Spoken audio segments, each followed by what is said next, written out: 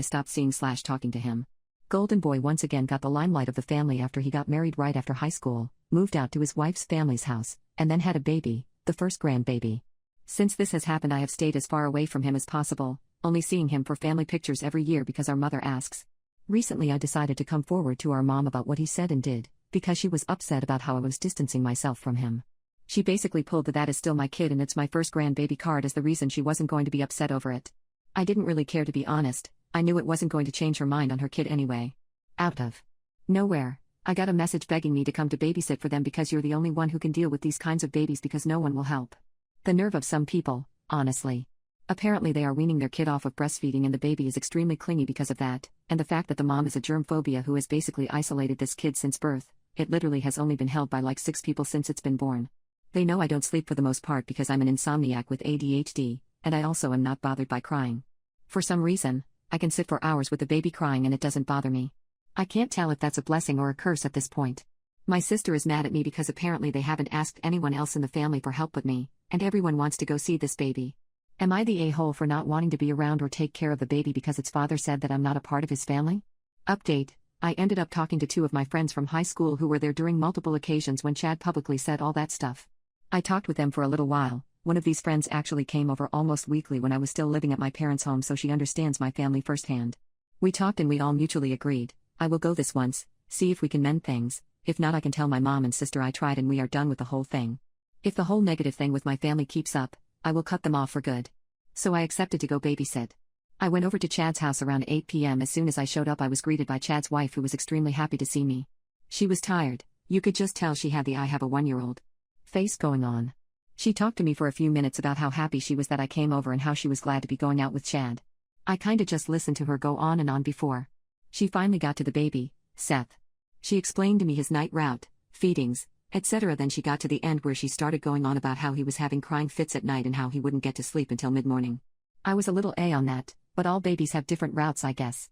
She then said they would only be gone about 4 hours and that they would be home around like 12:30, 1 at most.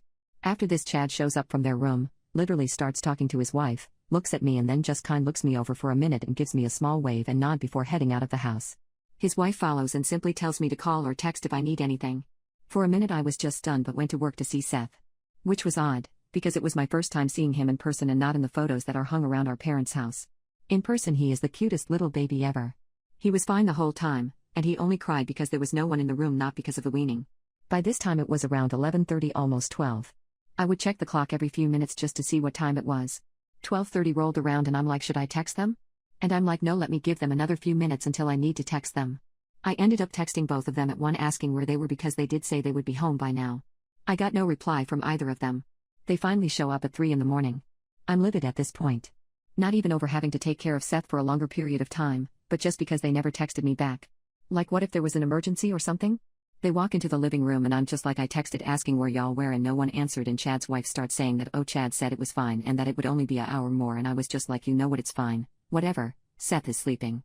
She looked at me all weird and I rolled my eyes and said it's not the weaning that's making him cry at night. He gets lonely, he's clingy. Just let him know you are in the room when he starts crying and he will go right back to sleep. I started to walk out with my stuff, as I was right about to walk completely past Chad when I turned around and was like, so you aren't going to say anything to me? After I looked after your kid for like 7 hours now? He snorted at me and was like, no. My wife is the one who talked me into this anyway. Pissed off at this point I said, so this wasn't, I don't know, possibly a way to be able to apologize for high school or maybe all those other times you decide to outcast me from the family?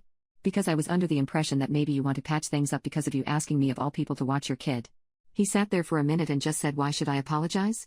Because literally nothing from high school has changed. Man, you really do need to just grow up and understand that me and my wife aren't going to cater to you like mom and dad did because you're adopted. You ain't our family and you won't ever be. At this point I just got in my car and left. I ended up texting my mom about all of it thinking she would get it in the morning when she woke up. No, of course she had to be awake. She apparently told Chad's wife about the conversation we had about all the stuff Chad had said and done to me in school. Apparently his wife felt bad because she had an adopted sister too and felt horrible that Chad had done and said all those things. Apparently mom didn't know about Chad asking about the babysitting thing until now, and she started talking to the wife, who is now upset. Apparently she thought Chad would have changed since then and didn't think he would act the way he did when I left. I told my mom that I'm done with him, and that if something ever happened with Seth then I would be there, but I was done with them until that happens. The way things are going, I will most likely be cutting my whole family off, because this isn't worth the stress anymore. Go to part 2.